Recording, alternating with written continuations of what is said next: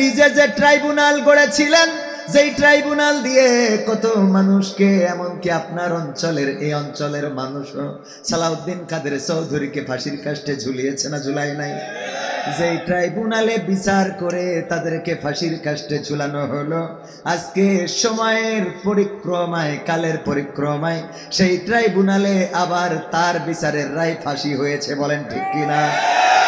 এই জন্যে অনেক জ্ঞানীগুণীরা বলেন, নদীরে কুল ভাঙে ও কুল গড়ে, এই তো নদীর খেলা। সকাল বেলার ধ্বনি তুমি, ফকির সন্ধ্যা বেলা। সকাল বেলা যেই ধ্বনি, সে সন্ধ্যা বেলায় ফকির হয়ে যায়। আবার সন্ধ্যা বেলার ফকির সকাল বেলায় ধ্বনি করে দেওয়ার মালিককে আল্লাহ রাব্বুল আলামিন পৃথিবীর ইতিহাসে দেখাই দেন। তিনি বলেন, আমি চক্রান্তকারী, যারা চক্রান্ত করে তাদের চেয়ে বড় চক্রান্তকারী আমি। আল্লাহু আকবার। তারা চক্রান্ত করেছিল ইসলামকে এই জমিন থেকে মিটিয়ে দেবে। তারা চিন্তা করেছিল, তারা চক্রান্ত করেছিল ইসলামী আন্দোলনের নেতাদেরকে যদি ফাঁসির কাস্টে ঝুলানো হয়, তাইলে ইসলামী আন্দোলনের নেতৃত্ব শূন্য হয়ে যাবে, এই নেতৃত্ব দেওয়ার মতো কেউ থাকবে না। কিন্তু আল্লাহ রাব্বুল আলামিন বললেন, কোনো মাওলানা, মুফতি, মুহাদ্দিস লাগবে না, আমি ডাক্তার দিয়ে নেতৃত্ব দিয়াবো। বলেন ঠিক কিনা? এখন নেতৃত্ব দেয় তিনি কি মাওলানা, তিনি কি মুহাদ্দিস? না মুফতি, না মাওলানা, না মুহাদ্দিস। অথচ তিনি একজন ডাক্তার হওয়ার পরেও বাংলাদেশের মানুষের শুধু মন জয় করেন নাই, বিশ্বব্যাপী বিশ্ব ইসলামী আন্দোলনের নেতায় রূপান্তরিত হয়েছে। বলেন ঠিক কিনা?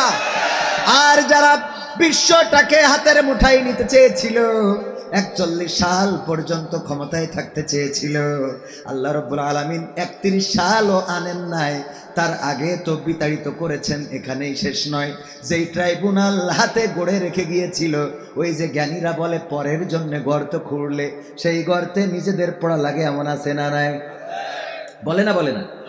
আপনারা চট্টগ্রামের ভাষায় কি বলেন জানি না, বদ্দারা কি বনায় তো জানি, আই তো নো জানি, গাতা। পরের জন্য গাতা খুঁড়লে সেই গাতায় নিজের পড়া লাগে, সেই পড়াটা পড়েছে না পড়ে নাই? সেই পড়া পড়ল, ইতিহাস সাক্ষী। বেশি দিন যায় নাই, দেখে গেলাম চোখের সামনে, মনে করেছিলাম এই জুলুমের মনে হয় অবসান হবে না, এই জালিমের মনে হয় শেষ হবে না। কিন্তু আমার আল্লাহ তো কোরআনে বলে দিয়েছেন, সূরা সাফ, আল্লাহ রাব্বুল আলামিন বলেছেন, ইউরিদুনা লিইউতফিউ নূরাল্লাহি বিআফওয়াহিহিম ওয়াল্লাহু মুতিম্মু নূরিহি ওয়ালাউ কারিহাল কাফিরুন। আমার আল্লাহ বললেন, ওরা চাই মুখের ফুৎকার দিয়ে দিনের আলোকে নির্বাপিত করে দেবে। ওরা মনে করেছিল আল্লামা দেলওয়ার হুসাইন সাইদি কোরআনের পাখি, তার তাফসির মাহফিল যদি বন্ধ করা যায় চট্টগ্রামের প্যারেড ময়দানে, তাইলে বাংলাদেশে তাফসির মাহফিল বন্ধ হয়ে যাবে। যদি তাকে শহীদ করা হয়, যদি তাকে পৃথিবী থেকে বিদায় করা হয়, মনে করেছিল কোরআনের এই আহ্বান হয়তো বন্ধ হয়ে যাবে। কিন্তু আল্লাহ রাব্বুল আলামিন এখন ঘরে ঘরে মুফাসসির দান করে দিয়েছেন। বলেন ঠিক কিনা? ইন্টারনেট খুললে আছে না নাই? যখন আপনারা ছোট ছিলেন, এই চট্টগ্রামের গোটা বাংলাদেশে পরিচিত ফিতা ক্যাসেটের মাধ্যমে, ঠিক কিনা? ফিতা ক্যাসেটের মাধ্যমে দুইজন বক্তার ওয়াজ পাওয়া যেত।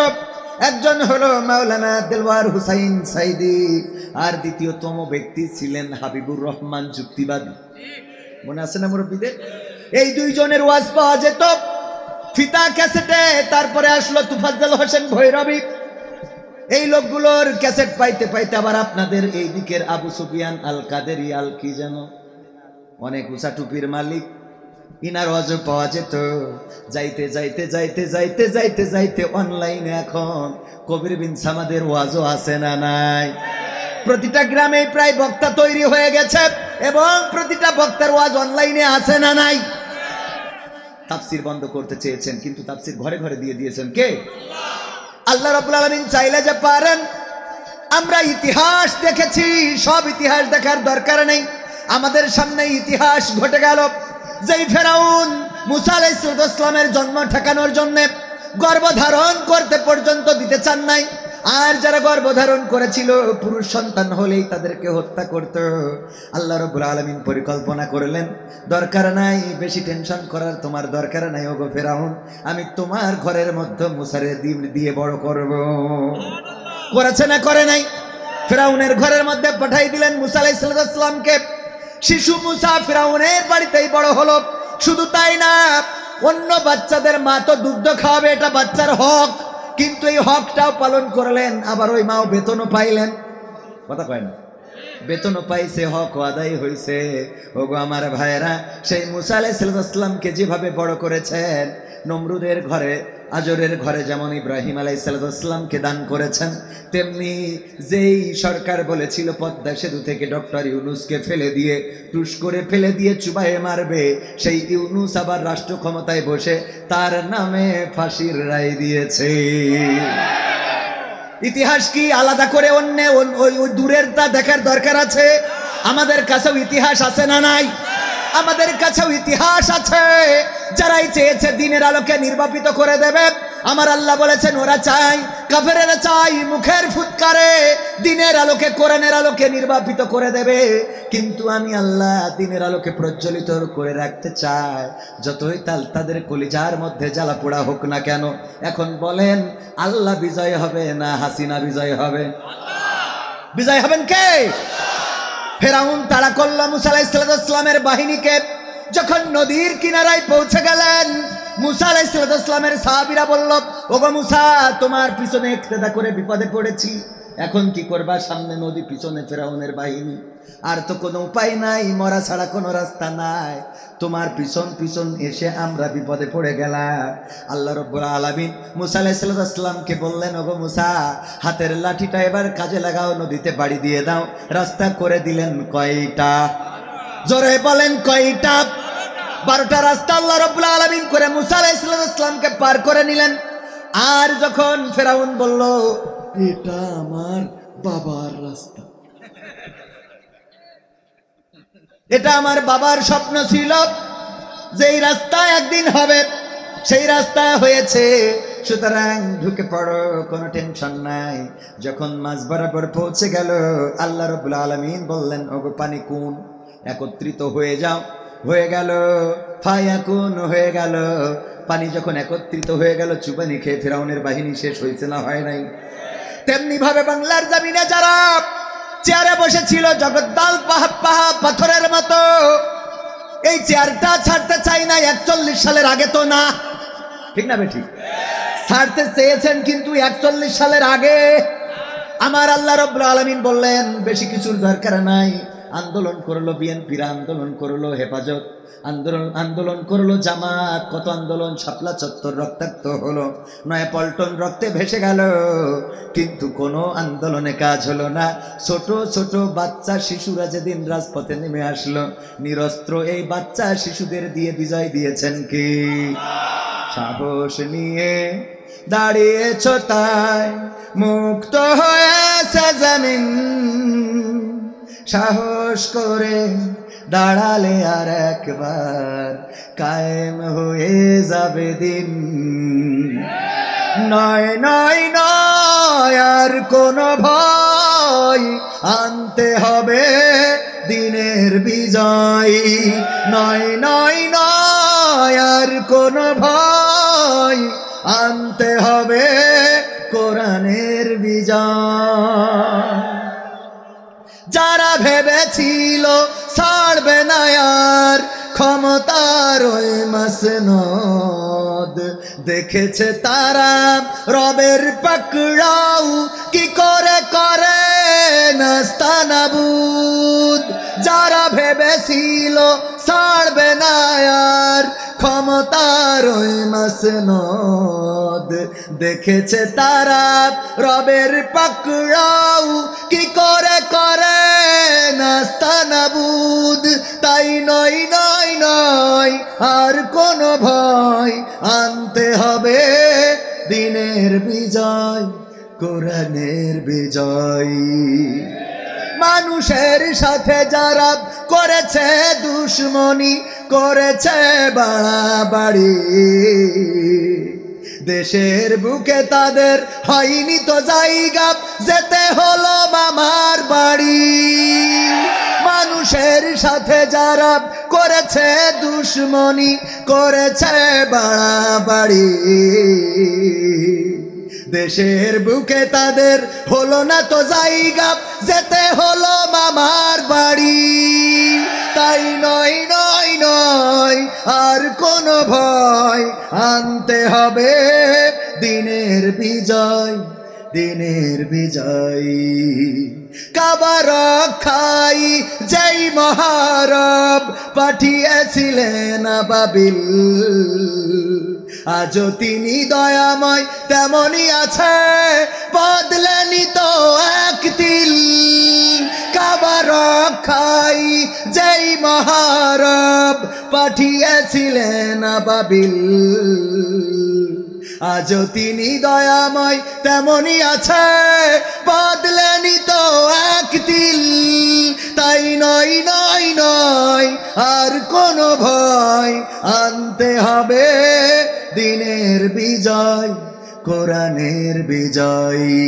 সাহস নিয়ে দাঁড়িয়েছ তাই মুক্ত হয়েছে জমিন, সাহস করে দাঁড়ালে আর একবার কায়েম হয়ে যাবে দিন। রাজি আছেন? আল্লাহ রাব্বুল আলামিন যেভাবে কাবা রক্ষা করেছিলেন, কাবা রক্ষায় যেই মহান রব অটল ছিলেন, অবিচল ছিলেন, আব্রাহাকে ডাকলো, আব্রাহা ডাকলো আব্দুল মুত্তালিবকে, বলল আব্দুল মুত্তালিব, শুনেছি তুমি নাকি কাবার রক্ষণাবেক্ষণকারী, আমার সাথে দেখা করো। এর পূর্বেই আব্রাহার সৈন্যরা আব্দুল মুত্তালিবের উটগুলো ধরে নিয়ে গিয়েছিল। আব্দুল মুত্তালিবও চিন্তা করলেন আব্রাহার কাছে যাবেন।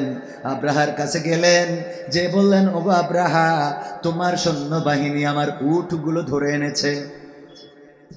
আব্রাহা বলল, তো আমি কি করতে পারি?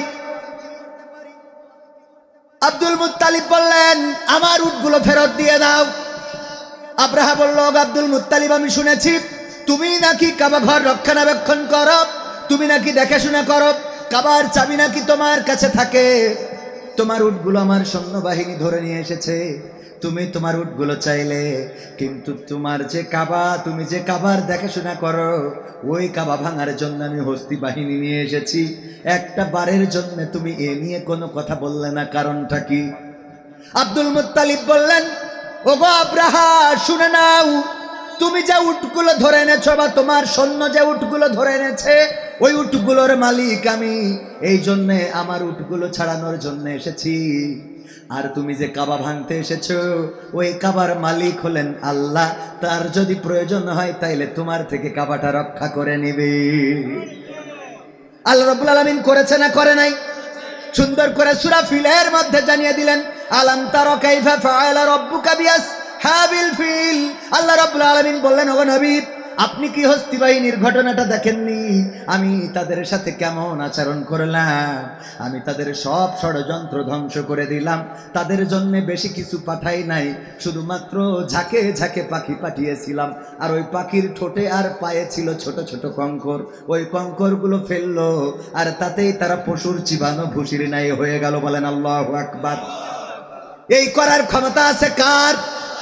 আল্লাহ যদি এই সময় কোন নবী পাঠাতেন, এই সময় যদি নতুন করে কিতাব নাজিল হতো, তাইলে আল্লাহ বলতো, সেই কিতাবের মধ্যে হয়তো অন্তর্ভুক্ত করে দিত। ওগো নবী, আপনি কি দেখেন নাই 2024 সালের জুলাই আন্দোলনে কেমন অবস্থা তাদের করে ছেড়েছি? বেশি লোক নামে নাই, অস্ত্র নাই, বন্দুক নাই, রাইফেল নাই, নিরস্ত্র ছোট ছোট বাচ্চা শিশুরা এসে বললো, আমি আবু সাঈদ হতে চাই। ঠিক না বেঠিক? আমি মুগ্ধ হতে চাই, আমি আমার আবু সাঈদের বিচার চাই। এই ছোট ছোট বাচ্চা শিশুরা রাজপথে নেট বন্ধ করলো, ইন্টারনেট বন্ধ করলো, পুলিশরা নির্বিচারে গুলি চালালো, কেউ সিদ্ধান্ত নিল না যে ফিরে যাব, সবাই বলল গুলি চলবে, লাশের উপর দিয়ে হাঁটবো। যেমন করে ইরানে ইসলামী আন্দোলন হয়েছিল, ইসলামী বিপ্লব ঘটেছিল, যখন গুলি করেছিল তখন তারা ফুল নিক্ষেপ করে সৈন্যবাহিনীকে জানিয়ে দিয়েছিল, তোমরা আমাদের উপরে গুলি নিক্ষেপ করো আর আমরা তোমাদের জন্য ফুল নিক্ষেপ করি, তোমরা মারতে পারো, লাশের স্তূপ করে ফেলতে পারো, ইসলামী বিপ্লব প্রতিষ্ঠিত না হওয়া পর্যন্ত ইরানের রাস্তা ছাড়বো না। বিজয় দিয়ে দিয়েছিলেন কে? যেইভাবে জুলাই আন্দোলনে আমার ছাত্ররা ভূমিকা রেখেছিল, কোনো কথা নয়, এক দফা, 9 দফা থেকে কয় দফায় আসলো? এক দফার আন্দোলনে যেহেতু ফ্যাসিস্ট পালিয়েছে, এখনকার মুসলমানেরা যদি এভাবে একটা দফা নিয়ে রাস্তায় নামতে পারে, আর কোনো কথা নয়, আর কোনো বক্তব্য নয়, মানব রচিত কোনো মতবাদ চলবে না, আল্লাহর জমিনে আল্লাহর দেওয়া কোরআন দিয়ে বিচার ফায়সালা করা লাগবে, এই সিদ্ধান্ত নিয়ে রাজপথে দাঁড়ালে বিজয় দিয়ে দিবেন কে? নাকি সন্দেহ আছে? বিজয় দিবেন কে?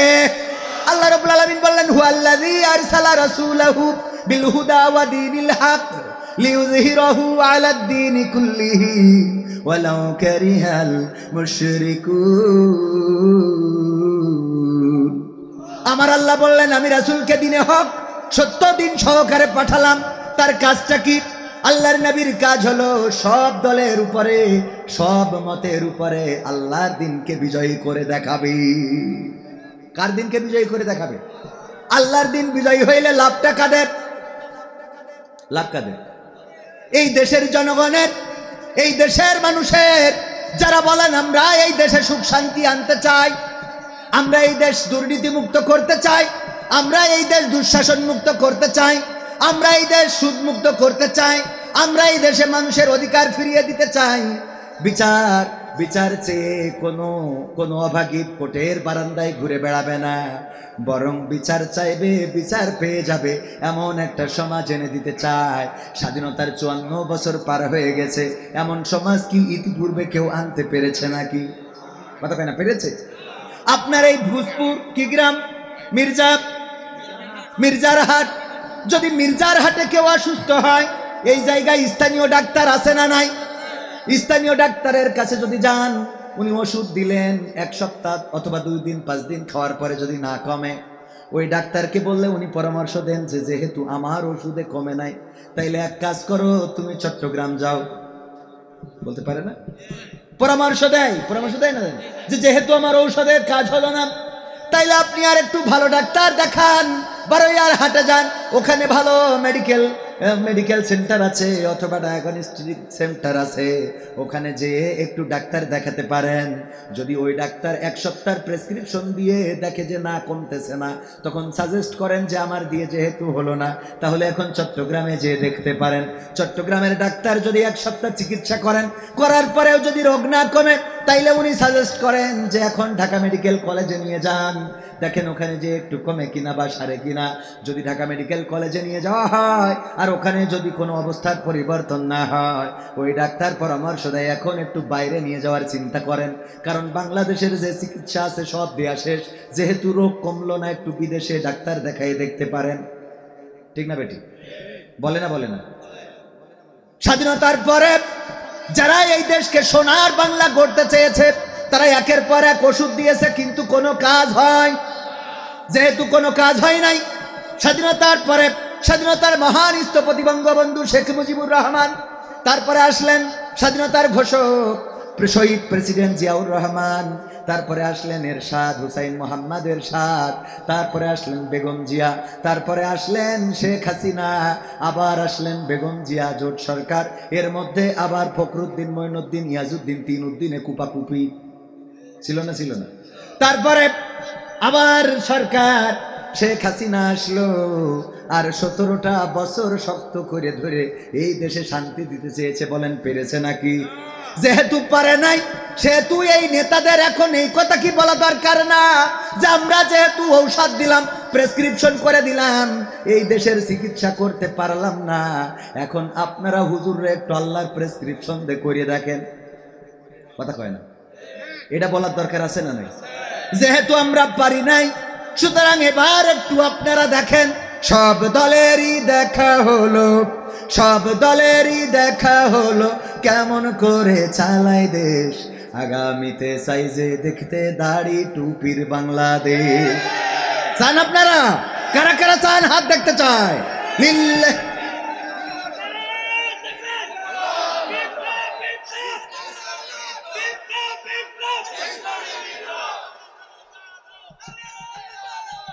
সব দলেরই দেখা হলো, সব দলেরই দেখা হলো কেমন করে চালায় দেশ, আগামীতে সাইজে দেখতে দাড়ি টুপির বাংলাদেশ, আগামীতে সাইজে দেখতে আল কোরআনের বাংলাদেশ। এমন নেতা চাই যে দেশে দুঃখ সবার বোঝে, গরিব দুঃখীর বাড়ি বাড়ি দুঃখ কষ্ট খোঁজে রে, দুঃখ কষ্ট খোঁজে। এমন নেতা চাই যে দেশে দুঃখ সবার বোঝে, গরিব দুঃখীর বাড়ি বাড়ি দুঃখ কষ্ট খোঁজে রে, দুঃখ কষ্ট খোঁজে। সব অধিকার ফিরিয়ে দিয়ে, সব অধিকার ফিরিয়ে দিয়ে আনবে দেশে খুশির লেশ, আগামীতে সাইজে দেখতে দাড়ি টুপির বাংলাদেশ, আগামীতে সাইজে দেখতে আল কোরআনের বাংলাদেশ। ভ্রান্ত মতে বাতিল পথে শান্তি খোঁজে যারা, রবের ভাষায় চোখ থাকিতে অন্ধ বধির তারা রে, অন্ধ বধির তারা। ভ্রান্ত মতে বাতিল পথে শান্তি খোঁজে যারা, রবের ভাষায় চোখ থাকিতে অন্ধ বধির তারা রে, অন্ধ বধির তারা। ভুলের পথে থাকলে অটল, ভুলের পথে থাকলে অটল, এহ পরকাল হবে শেষ, আগামীতে সাইজে দেখতে দাড়ি টুপির বাংলাদেশ, আগামীতে চাইজে দেখতে আল কোরআনের বাংলাদেশ। দুর্নীতি আর চাঁদাবাজি ভাই চলবে না এই দেশে, রুখে দিতে হবে ওদের আসলে ফ্যাসিস্ট বেশে রে, আসলে ফ্যাসিস্ট বেশে। দুর্নীতি আর চাঁদাবাজি ভাই চলবে না এই দেশে, রুখে দিতে হবে তাদের আসলে ফ্যাসিস্ট বেশে রে, আসলে ফ্যাসিস্ট বেশে। চললে আইন আল কোরআনের, চললে আইন আল কোরআনের, তবেই দেশটা চলবে বেশ, আগামীতে চাই যে দেখতে দাড়ি টুপির বাংলাদেশ, আগামীতে চাই যে দেখতে আল কোরআনের বাংলাদেশ। চান কি আপনারা? দাড়িওয়ালারা টুপিওয়ালারা আসুক, এটা কি চান? কেন দাড়িওয়ালারা টুপিওয়ালারা আসলে শান্তি আসবে? যদি কোরআন কায়েম হয়ে যায়, চোর চুরি করলে শাস্তি কি? হাত কেটে দাও। এখন যদি আমি যশোর থেকে এসেছি, আমার উপস্থাপক ভাই খুব সুন্দর করে বললেন যশোর থেকে আগত শিল্পী কবির বিন সামাদ এখন বয়ান করবেন। ওগো আমার ভাইরা, আমি যদি যশোর থেকে আসতাম, হাতের কবজি যদি না থাকতো, এসে যদি বলতাম বাবারা কেউ চুরি করবানা, করবানা রে, আপনারা বলতেন হুজুর চুরি করলে সমস্যা কি? আমি বলতাম সমস্যা হলো আল্লাহর কোরআনের আইন চলে এই দেশে, কেউ যদি চুরি করে তাইলে হাতের কবজি কিন্তু থাকবে না, থাকবে না রে। আপনারা বলতেন হুজুর আপনার হাতের কবজি কই, বলতেন না? আমি বলতাম বাবা আমাদের যশোরের পাশে ঝিনাইদহ জেলা কালীগঞ্জে চিনির মিল আছে, চিনি ফ্যাক্টরি। ওই চিনি ফ্যাক্টরিতে এলাকার যত আখ আছে ঢুকায়, আর ওই আখগুলো রস করে তারপরে চিনি বানানো লাগে। আমি ওখানে চাকরি করতাম, একদিন আখের রস করার জন্য আখ ঢুকাচ্ছিলাম। আখ চেনেন তো? কুইশাল, গ্যান্ডারি, কুইশা, কুইশা, কুইশা, কুইশাল, কুইশাল। এই কুইশাল ঢুকাচ্ছিলাম, ঢুকাতে ঢুকাতে হঠাৎ করে আমার হাত ঢুকে গেছিল, ডাক্তার ঘেসাং করে কেটে দিয়েছে। কিন্তু আপনারা চুরি করবেন না, এই কথা বলার পরে আপনারা আস্তে করে কানে কানে ফিস ফিস করতেন, এই মালটা হলো যশোরের চোর। ঠিক না ঠিক? আমার ভাইজান যদি এক হাত কবজি না থাকতো, যদি আমার ভাইজানের এক কান হাত না থাকতো, আপনারা দেখেই বলতেন যে মালগুলো বসে আছে। কথা কয় না? মেয়ে বিয়ে দিতে গেলে যখন পাত্রী দেখার জন্য আসতো পাত্রপক্ষ, বিয়াই যদি কবজিটা বাড়াই দিত, হ্যাঁ বিয়াই আসসালামু আলাইকুম, আপনারা বলতেন বিয়াই মেয়ের দেখার দরকার নাই রে, কারণ যা দেখলাম তাতে আশা মিটে। এমনকি যদি অ্যাক্সিডেন্টেও হাত কাটার মানে কোনোভাবে ডাক্তার বললো হাত কাটি ফেলতে হবে, ও বলতো পৃথিবী এক পাশে চলে যাক, হাত অন্তত যেন না কাটা লাগে। ঠিক না বে ঠিক? মানে অ্যাক্সিডেন্টেও হাত কাটতে কেউ চাইতো। এই জন্যে এই সমাজের দরকার আছে না নাই? আমার যুবকেরা গেটের বাইরে দাঁড়ানো কারণটা কি যে হুজুর আমরা বাইরের লোক বাইরে থেকেই চলে যাব, তাই নাকি? না, দূরে যাওয়ার দরকার নেই তো, গেটের বাইরেই দাঁড়ায় থাকেন। আপনারা মধ্যে যদি আসতে আপনাদের অসুবিধা হয়, ওখানে দাঁড়িয়ে থাকলেও তো কোনো অসুবিধা নেই, কারণ যুবকদের এনার্জি আছে না নাই? ওনাদের তো এনার্জি আছে, সবাই বসতে হবে কেন? কিছু লোক দাঁড়িয়ে থাকলেও অসুবিধা আছে। আজকালকের ছেলেরা বই নিয়ে আর বসে না, ও বাবা গুগলে সার্চ করিয়া পড়ি। এখনকার যুবকদের কাছে যদি জিজ্ঞাসা করেন আমেরিকার প্রেসিডেন্ট তার নাম কি, আপনি গুগল মামাকে সার্চ দিয়ে বলবে যে আমেরিকার প্রেসিডেন্ট কি, গুগল মামা বলে দেবে। ঠিক না বেঠিক? উনার মুখস্থ করার দরকার। আজকালকের ছেলেরা বই নিয়ে আর বসে না, ও বাবা গুগলে সার্চ করিয়া পড়ে। ওরে একালের মেয়েরা কোরআন হাদিস ধরে না, এখনকার মা বোনেরা কোরআন হাদিস পড়ে না, ও আল্লাহ টিকটকে ভিডিও ওরা করে। আপনাদের এলাকায় নাই? আছে? ও বাবা, সব জায়গায় হয়ে গেছে না? আজকালকের ছেলেরা বই নিয়ে আর বসে না, গুগলে সার্চ করিয়া পড়ে। আগের সময় প্রেম করিলে আমার ইমরান ভাই বলতো পাইছো কি, এখন বলে শখ করিয়া বাবু তুমি খাইছো কি। আগের সময় প্রেম করিলে আমার মুরব্বীরা বলতো পাইছো কি, এখন বলে শখ করিয়া বাবু তুমি খাইছো কি। লজ্জা শরম নাই আইলাম কোন জামানাই, লজ্জা শরম নাই আইলাম কোন জামানাই, ভবিষ্যৎ দেখি অন্ধকারে। আজকালকের ছেলেরা বই নিয়ে আর বসে না, ও বাবা গুগলে সার্চ করিয়া পড়ি। নতুন করে হয়েছে চালু এখন আবার কোন ট্রেন্ড, পরিচয় করাই দেখি এই আমার গার্লফ্রেন্ড। আছে না নাই?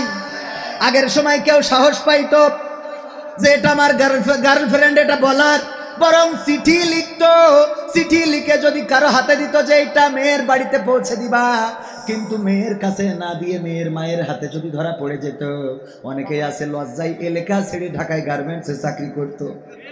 ঠিক না বেঠে? যে আমার চিঠি ধরা খাইছে, সমাজে মান সম্মান থাকবে না, আর এখন গর্ব করে বলে আমার গার্লফ্রেন্ড। কি নতুন করে হয়েছে চালু এখন আবার কোন ট্রেন্ড, পরিচয় করাই দেখি এই আমার বয়ফ্রেন্ড। শরমের মাথা খাইয়া গেছে ওরা পাগল হইয়া, শরমের মাথা খাইয়া গেছে সব পাগল হইয়া, ভবিষ্যৎ দেখি অন্ধকারে। আজকালকের ছেলেরা বই নিয়ে আর বসে না, ও বাবা গুগলে সার্চ করিয়া পড়ে। ওরে কালের মেয়েরা কোরআন হাদিস ধরে না, এখনকার মা বোনেরা কোরআন হাদিস পড়ে না, ওয়াল্লাহ টিকটকে ভিডিও ওরা করে। আজকালকের ছেলেরা বই নিয়ে আর বসে না, গুগলে সার্চ করিয়া পড়ি। ঠিক না বেঠে? গুগলে সার্চ করে পড়েন, কোনো অসুবিধা নাই। অনেকেই হেডফোন কানের মধ্যে ভরে নিয়ে পরীক্ষা দিতে যায়, দেখেছেন না? ধরাও পড়ে যায়। ও আমার ভাইরা, এই জন্যে ওই অনলাইনের জ্ঞান দিয়ে দুনিয়া চলবে না। অনলাইনের জ্ঞান দিয়ে যত আপনি চলতে চাইবেন ততই আপনি নিজেই জ্ঞান শূন্য হয়ে যাবেন। বইয়ের জ্ঞান কলবের মধ্যে ঢুকানোর দরকার আছে না নাই? বইয়ের জ্ঞান ঢুকান। আগের সময় ম্যাট্রিক পাস, এখনকার সময় বিএ পাস, তাও এক পাল্লায় ওজন দিলে ওই ম্যাট্রিক পাস ভারী হয়ে যাবে। ঠিক না বেঠে? কারণ আগের সময় লেখা ছিল, পড়া ছিল, এখন লেখাও নাই পড়াও নাই। আর সরকারি স্কুলগুলোতে ম্যাডামেরা এসে তো ছাগল চড়াই। ঠিক না বেঠে? সরকারি স্কুলগুলোতে এখন তেমন একটা পাঠদান নাই বললেই চলে, কারণ মাসে মাসে বেতন পাই। ওদের এত খেয়ে কাজ নাই যে আপনার এত কষ্ট করে পড়াবে। এই জন্য বেসরকারি স্কুলের কদর আছে না নাই? বেসরকারি স্কুলের কদর বেড়েছে, কারণ বেসরকারি স্কুলগুলোতে একটু লেখাপড়া করাই কষ্ট করে। ওগো আমার যুবকেরা, আমার এই কথার উদ্দেশ্য হলো কোন জামানায় আমরা এসে দাঁড়ালাম, যেই জামানায় আমার মা বোনেরা আগে সকাল হলে ফজরের নামাজের পরে যদি ঘরের পিছন দিয়ে যেতেন, কত বোনের গুনগুন করে কোরআনের তেলাওয়াত শোনা যেত। আর এখন সেই তেলাওয়াত আছে নাকি? মসজিদে ফজরের পরে কত মুসল্লিরা বসে যেত, কোরআন তেলাওয়াত করতো, সুরে সুরে দুলে দুলে পড়তো। আর এখন ফজরের পরে কোরআন তেলাওয়াত মসজিদে তেমন একটা কি দেখা যায়? না যায় না। কোন সমাজে আসলাম? সবার হাতে মিডিয়া, সবার হাতে ক্যামেরা, কিছু হইলেই ওখানে ক্যামেরা ধরে ওরে বাবা সেইটা ভাইরাল করা লাগবে, বলেন ঠিক কিনা? আপনি যতই ভাইরাল করেন, যতই ভাইরাল হন, এই ভাইরাল দিয়ে পরকালে পার পাওয়া যাবে? পরকালে পার পেতে হলে ঈমান আমলের দরকার আছে না নাই? কোরআন পড়া দরকার, নামাজ আদায় করা দরকার, দাড়ি রাখা দরকার, টাকনুর উপরে কাপড় পরা দরকার, দান সাদাকা করা দরকার, দিনের সাথে সম্পর্ক রাখা দরকার। ওগো আমার ভাইয়েরা, কবে মারা যাব বলতে পারি না। যদি আজকেই মৃত্যুটা হয়ে যায়, কবির বিন সামাদ যদি আজকে যশোরে ফিরে যেতে না পারেন, যদি আজকেই মারা যায়, আল্লাহর কাছে কোন আমল নিয়ে দাঁড়াবো, কি জবাব দেব রবের কাছে? একটু চিন্তা করার দরকার আছে না নাই? রঙ্গরসের দিন ছিল তোমার একদিন, রঙ্গরসের দিন ছিল তোমার একদিন, 12 ঘন্টা বেলা তোমার সন্ধ্যা হইল, পাখি উড়ে যাওয়ার বুঝি সময় হলো। হায়, পাখি উড়ে যাওয়ার বুঝি সময় হলো, পাখি উড়ে যাওয়ার বুঝি সময় হলো রে, পাখি উড়ে যাওয়ার বুঝি সময় হলো। শরীরে চামড়া ছিল টান, মিষ্টি সুরে গাইতাম গান, গলার আওয়াজ আমার কত দূরে যাইতো।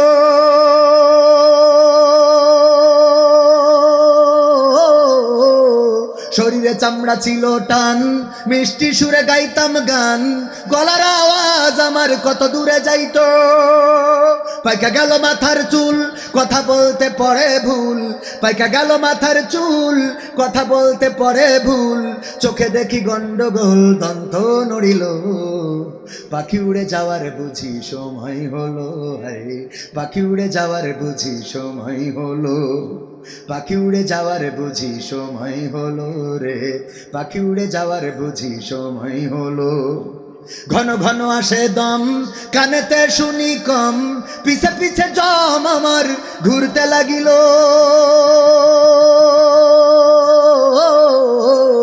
ঘন ঘন আসে দম, কানেতে শুনি কম, পিছে পিছে জম আমার ঘুরতে লাগিল। খাটো হয়ে আসছে পাও, হীন হলো সর্বদাও, খাটো হয়ে আসছে পাও, হীন হলো সর্বদাও, ভাবে বুঝি সময় আমার ফুরিয়ে এলো, পাখি উড়ে যাওয়ার বুঝি সময় হলো রে, পাখি উড়ে যাওয়ার বুঝি সময় হলো, পাখি উড়ে যাওয়ার বুঝি সময় হলো। হায়, পাখি উড়ে যাওয়ার বুঝি সময় হলো। এত সুন্দর পরিপাটি খাসায় আমার ছিল খাটি, দিনে দিনে খাসায় আমার জং ধরিল। এত সুন্দর পরিপাটি খাসায় আমার ছিল খাটি, দিনে দিনে খাসায় আমার জং ধরিল। পুরাতন খাসাতে পাখি করে শুধু ডাকা ডাকি, পুরাতন খাসাতে পাখি করে শুধু ডাকা ডাকি, একদিন আমায় দিয়া ফাঁকি উড়িয়া যাইব, পাখি উড়ে যাওয়ার বুঝি সময় হলো রে, পাখি উড়ে যাওয়ার বুঝি সময় হলো, পাখি উড়ে যাওয়ার বুঝি সময় হলো। হায়, পাখি উড়ে যাওয়ার বুঝি সময় হলো। রঙ্গরসের দিন ছিল তোমার একদিন, রঙ্গরসের দিন ছিল তোমার একদিন, 12 ঘন্টা বেলা তোমার সন্ধ্যা হইল, পাখি উড়ে যাওয়ার বুঝি সময় হলো রে, পাখি উড়ে যাওয়ার বুঝি সময় হলো, পাখি উড়ে যাওয়ার বুঝি সময় হলো। হায়, পাখি উড়ে যাওয়ার বুঝি সময় হলো। মারহাবা বলবেন? কষ্ট হয়ে যাচ্ছে আপনাদের? আর একটু সময় কি চলবে? আর একটু কি বলবো? এই কথা কেন বললাম? আমার যুবকেরা, আমার কলিজার টুকরারা, তোমাদেরকে বড্ড ভালোবাসি। তোমরা এই সমাজকে পরিবর্তন করতে পারবে, তোমরাই দাঁড়িয়েছিলে বলে ফ্যাসিস্ট পালিয়েছে, তোমরা যদি আরেকবার দাঁড়িয়ে যাও আল্লাহর জমিনে আল্লাহর কোরআনটা কায়েম হয়ে যাবে। কারণ যুবকদের ইবাদত কবুল করেন বেশি কে? যুবকদের ইবাদত আল্লাহ এতটাই কবুল করেন, আল্লাহর এতটা প্রিয়।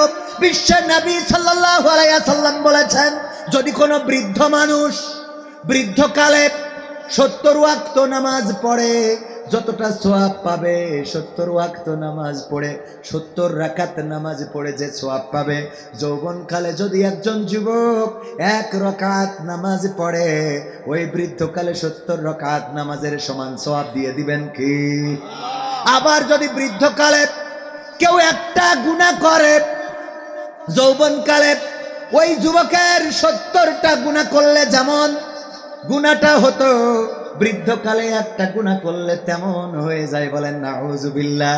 তার মানে বৃদ্ধকালে সওয়াব করবেন বেশি কিন্তু কাজ হবে কম, গুনাহ করবেন কম কাজ হবে আল্লাহ।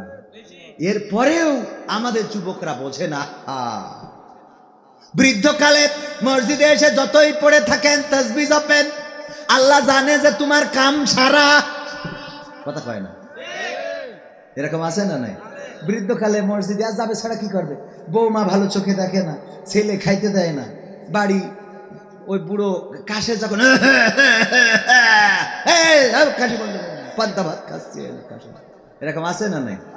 কথা কয় না? এই জন্য এসে মসজিদে বসে থাকে। একজন তো ওয়াজে শুনেছে যে যদি কেউ জুমার দিন প্রথমে মসজিদে যায় তাইলে একটা কবুল হজের সওয়াব পাবে। তো এই বৃদ্ধ চিন্তা করলো, আমি তো হজ করতে যাইতে পারবো না, এত টাকা নাই, আর বয়স হয়ে গেছে, কবে মরে যায়, তার থেকে অন্তত জুমার দিন প্রথমে মসজিদে যায়। দেখি যে দেখে এক মুরব্বী বসা, তো প্রথম জুমা মিস হয়ে গেল, পরের জুম্মায় আরেকটু সকাল করে গেল, যে দেখে তাও সেই মুরব্বী বসা। চিন্তা করলো আজকেও তো কবুল হজ নিতে পারলাম না। পরের সপ্তাহে আরো একটু সকাল করে গেল, যে দেখে যে তাও সেই মুরব্বী বসা। মানে মিজাজ খারাপ হয়ে গেছে। এই মুরব্বী, আপনি প্রতি জুমায় এইভাবে আগে আগে এসে বসে থাকেন আর কবুল হজের সওয়াবটা নিয়ে ফেলেন, আমি পাইতেছি না। কয় আপনার কি খুব দরকার? কয় দরকার তো, এই জন্য 3 সপ্তাহ ধরে হাঁটতেছি। কয় একটা বিয়ে করতে পারবেন আর একটা? তো বললো কেন? কয় একটা বিয়ে করেন, কবুল হজের সওয়াব আপনি কয়টা নেবেন, জুমায় আসতে পারবেন তাড়াতাড়ি। তো উনি চিন্তা করলো ঠিক আছে বিয়েই করবো, হজ করা তো সম্ভব না, বিয়ে করি। তো বিয়ে একখান করেছে, করার পরে পরের জুম্মায় যে দেখে ওই মুরব্বী যে দেখে নতুন মুরব্বী বসা। বলল বাবা আজকে কি কবুল হজের সওয়াবটা হইছে? কয় ভাই আর সে কথা বইলো না, আমি বিয়ে করার পরে 2টা বউয়ের গুতাগুতিতে ফজরে মসজিদে আসছে আর এখনো বাড়ি যায়নি। ফজরে মসজিদে এসে এখনো বাড়ি যায় নাই। তার মানে মসজিদে যে কবুল হজের জন্য যায় না বাড়ির গুতাগুতি সামলাইতে যায়, এটা তো বোঝা যায়। ঠিক না বেঠিক?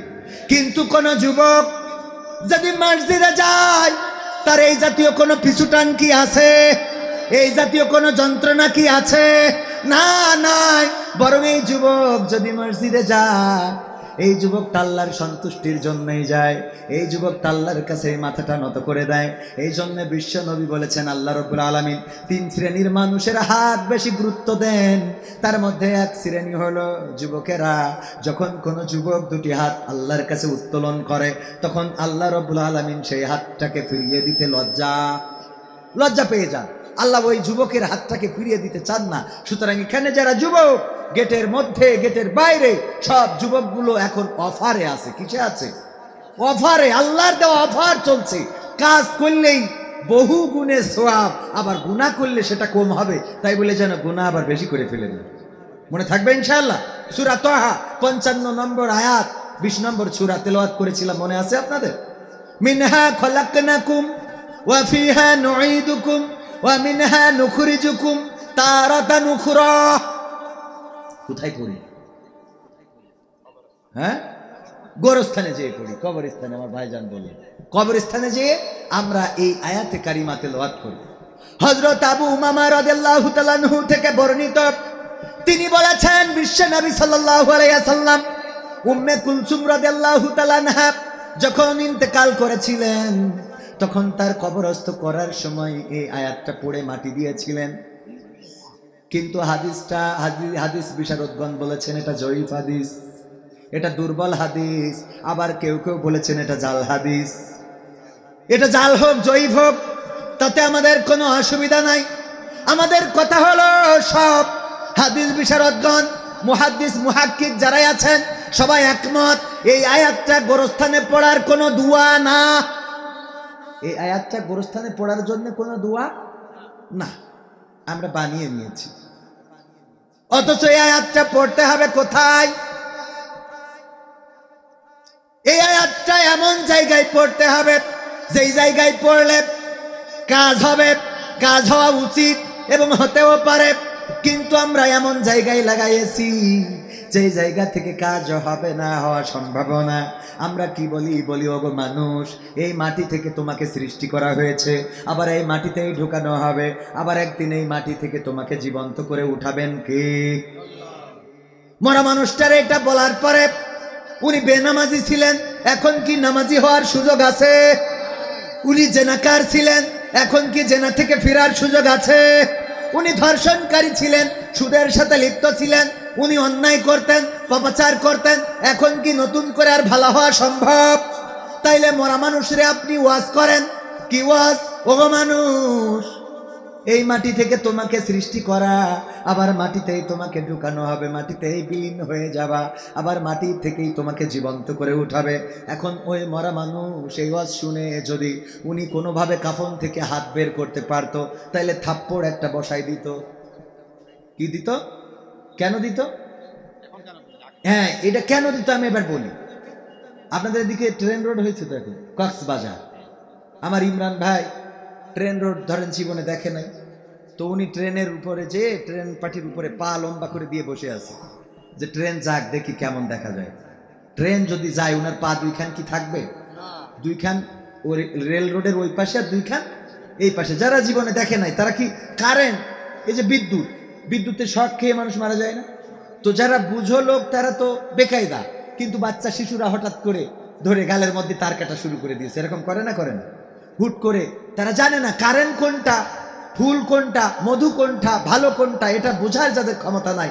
আমির হামজা ভাই সুন্দর করে একটা উদাহরণ দিতেন, সব জেলায় মোটামুটি রেল রোড আছে, কিন্তু সাতক্ষীরা জেলাতে রেল রোড নাই। সাতক্ষীরায় রেল রোড নাই। তো একজন গেটম্যান, ওই যে গেটম্যান, যে গেটম্যান বিয়ে করেছে সাতক্ষীরায়। উনি যখন জিজ্ঞেস করেছে আপনি কি করেন, দেখো আমি তো গেটম্যান। গেটম্যান আবার কি? কয় বিয়ের পরে দেখাবো। তো বিয়ের পরে বলেছে চলো তুমি যে গেটম্যান একটু দেখাও। তো এসেছে গেটের কাছে, আসার পরে ট্রেন যখন আসবে ওই বাঁশ নামাই দিয়েছে, বা ওই যে খুঁটি লগা যেটা বলেন আপনারা, ওটা পাইপটা নামাই দিয়েছে, দিলে দুই পাশে গাড়ির জ্যাম পড়ে গেছে। বলতেছে তোমার তো অনেক পাওয়ার। পাওয়ার দেখি চাও কি? দেখো দুই পাশে সব গাড়ি থামাই দিছি, কারোর কোনো উষ্টিস নাই, কেউ কি চিল্লায় যে উঠান উঠান বলে? কেউ বলে না। তো এত বড় পাওয়ার তোমার। কয় পাওয়ার আরো দেখবা? কয় দেখাও। কয় গাড়ি একখানা আসতেছে, আমি থামাচ্ছি, লাল পতাকা নিয়ে নাড়া শুরু করেছে। লাল পতাকা নাইলে ব্রেক করবে না, রেল ব্রেক করেছে, করার পরে টিটি বা ওনার ড্রাইভার যাই হোক না কেন নেমে এসে বলতেছে কি হয়েছে, এভাবে থামাইলে কেন ট্রেন, কি বিপদ সামনে? বললো কোনো বিপদ নেই। তাহলে থামাইলে কেন? কয় আমার স্ত্রীর খালি পাওয়ারটা দেখালাম, যা আমি কি করতে পারি। থাপ্পড় একটা বসাইতেছে, কান সরা যেত। স্ত্রী বলতেছে এটা কি হইলো? বললো অসুবিধা নাই তো, আমি আমার পাওয়ার দেখাইছি আর হাতে হাতের পাওয়ার দেখাইছি, সমস্যা আছে? তো এই যে রেল রোড, যাই হোক এই কথাটা মনে পড়ে গেল। এটা মাঝে মাঝে এরকম পাওয়ার দেখানো লোক আছে না নাই? হাসিনার পাওয়ার দেখাইছিল, ডক্টর ইউনূস তারটা দেখাচ্ছে, ঠিক না? ঠিক মিলাই নেন। হাতে পাওয়ার দেখাইছে, 8 তলা পর্যন্ত সিঁড়ি বেয়ে উঠাইছে বৃদ্ধ মানুষরে, মামলা দিয়ে কয়তলা উঠাইছে? 8 তলা। লিফট বন্ধ করে 8 তলা উঠাইছে। আর ডক্টর ইউনূস বললো আমি উঠাবো না, ডাইরেক্ট ঝুলাই দেবো। পাওয়ার, এক একজনের পাওয়ার কি কম আছে নাই ভাইরা আমার? তাইলে ওই যে রেল রোডে যে কেটে গেল, আমার ইমরান ভাইয়ের দুইখান পা কাটা, ভর্তি আছে চট্টগ্রাম মেডিকেল কলেজে। আমার ভাইজান উনি দেখতে গিয়েছেন, যে বললেন ওগো ইমরান ভাই, ট্রেন লোহার চাকা আর নিচে দিয়ে যে চলে এই পাটাটাও থাকে লোহার পাটা, ওর উপরে যদি কেউ পা দিয়ে রাখে তাইলে সে পা কেটে দুখণ্ডিত হয়ে যায়, ওই পা আর জোড়া লাগানো সম্ভব হবে না, আজীবনের জন্য পঙ্গু হয়ে যেতে হবে। এই কথা যদি আমার ইমরান ভাইকে বলে রে, বলেন উনার মাথা গরম হবে না? হবে না? কারণ উনি বলবে যে যা হওয়ার তা তো আমি চোখের সামনে দেখলাম, আপনি আমার আবার কি বুঝান? কথা কয় না, ঠিক না বে ঠিক? কারণ আমি তো নিজেই প্র্যাকটিক্যালে দেখেছি যে এই রেল পাটির উপরে যদি পা রাখা হয় তাইলে সেই পা দ্বিখণ্ডিত হয়ে যায়, ওই পার আর কোনো কাজ থাকে না। এটা তো প্র্যাকটিক্যালে দেখেছি। আমারে আপনি কি বুঝান? বরং আপনি যে আপনার এলাকায় যারা আছে তাদেরকে সচেতন করেন, ঠিক না বে ঠিক? তাহলে আমরা মারা যাওয়ার পরে বললাম মিনহা খলাকনাকুম ওয়া ফিহা নুঈদুকুম ওয়া মিনহা নুখরিজুকুম তারাতান উখরা। ও আল্লাহর বান্দা, এই মাটি থেকে তোমাকে সৃষ্টি করা হয়েছে, আবার এই মাটির মধ্যে তোমাকে ঢুকানো হলো, আবার এই মাটি থেকে তোমাকে জীবন্ত করে উঠানো হবে। উনার এই কথা বললে উনি যদি কথা বলতে পারতেন তাহলে উনি বলতেন আমার খেলা তো ফাইনাল, তোরা ভালো হ। কথা কয় না? আমার তো খেলা ফাইনাল, আমি তো আজকে কি হবে না হবে সেটা তো আজকে আমি বুঝতে পারছি, এখন তোমরা ভালো হও, ঠিক না বেটি? এই ওয়াজটা আসলে কবরবাসীদের জন্য আসে নাই, মৃত মানুষের জন্য আসে নাই। এই আয়াতটা প্রথমে নাজিল হয়েছিল হযরত মুসা আলাইহিস সালামের উপরে। আল্লাহ রাব্বুল আলামিন বললেন, মুসা তাড়াতাড়ি যাও। কোথায়? ফেরাউনের কাছে। যে বলো তুমি বাউন্ডারি ক্রস করে ফেলেছো, তুমি বলো 41 সালের আগে ক্ষমতা ছাড়বা না, এই কথা বলা যাবে না। ক্ষমতার মালিক কে? জোরে বলেন, ক্ষমতার মালিক কে? আল্লাহ ক্ষমতার মালিক। সুতরাং তুমি বলেছো আনা রব্বুকুমুল আলা, তুমি এই পৃথিবীর রব, তুমি এই পৃথিবীর রব হতে পারো না, রব আছেন আল্লাহ। ওগো ফেরাউন, তুমি ভালো হয়ে যাও, ভালো হইতে পয়সা লাগে না, এই কথা তারে বলবা। বলল যদি সে না শোনে তাইলে তারে মওজেজা দেখাবা। কি মওজেজা? হাতের লাঠি ছেড়ে দিবা, সাপ হয়ে যাবে, বগল থেকে হাত বের করবা, আলো ঝমকাতে থাকবে। যদি তাও না মানে তাইলে কি করব? আল্লাহ রাব্বুল আলামিন বললেন ফেরাউনকে বলবা, ওগো ফেরাউন, তুমি যে রব হতে চাও, আল্লাহ হতে চাও, অথচ তুমি কি জানো না মিনহা খলাকনাকুম ওয়া ফিহা নুঈদুকুম ওয়া মিনহা নুখরিজুকুম তারাতান উখরা। ওগো ফেরাউন, তোমাকে এই মাটি থেকে সৃষ্টি করা হয়েছে, আবার মাটিতেই ঢুকানো হবে, আবার একদিন মাটি থেকে আল্লাহ রাব্বুল আলামিন তোমাকে জীবন্ত করে উঠাবেন। এই কথা বলে ফেরাউনকে সাবধান করবা। মুসা আলাইহিস সালাম যেই ওয়াজ করলো ফেরাউনের কাছে রে, আমরা সেই ওয়াজ নিয়ে যেয়ে লাগাইছি গোরস্থানে। মানে আমরা কত বড় পালোয়ান, আমরা আরো কত পণ্ডিত। যে ওয়াজ করলো কার কাছে? এই ওয়াজ করতে হবে কার কাছে? ডক্টর ইউনূসকে বলতে হবে মিনহা খলাকনাকুম ওয়া ফিহা নুঈদুকুম ওয়া মিনহা নুখরিজুকুম তারাতান উখরা। ওগো ডক্টর ইউনূস, আর সুদ খাওয়া যাবে?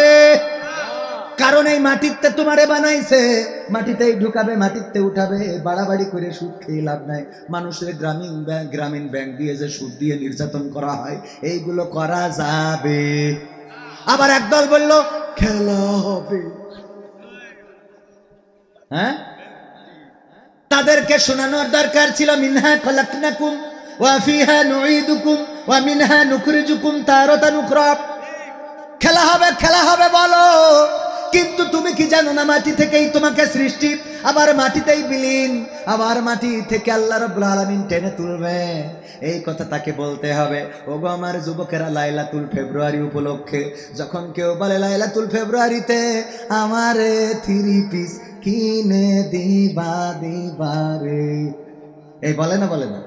যদি আমারে বেড়াইতে না নিয়ে যাও সাজেকে, তাইলে তোমার সাথে কাটা কাটি আছে না নাই? তুমি যার লাগে এমবি ভরো, তার তো বাটন ফোন। ওরে কেমন করে বুঝবে রে সে, কেমন করে বুঝবে গো সে ডিজিটাল ওই মন। তুমি যার লাগিয়া এমবি ভরো, তার তো বাটন ফোন। মেসেজ দিলে সিন করে না, দেয় না তো রিপ্লাই। ভিডিও কলে বলবা কথা, ক্যামেরা তার নাই, ফোনে ক্যামেরা তার নাই। ওরে ডিজিটাল এই যুগ জামানাই, ডিজিটাল এই যুগ জামানাই, অ্যানালগ তার মন। তুমি যার লাগিয়া, তুমি যার লাগিয়া এমবি ভরো, তার তো বাটন ফোন। প্রেম প্রীতি ভালোবাসা বিয়ের আগে নয়। এই যুবকরা বলতে হবে ঠিক না বেঠে? জোরে বলেন ঠিক না বেঠে? প্রেম প্রীতি ভালোবাসা বিয়ের আগে নয়। মনের মধ্যে রাখো যুবক আল্লাহ তাআলার ভয় রে, পরকালের ভয়।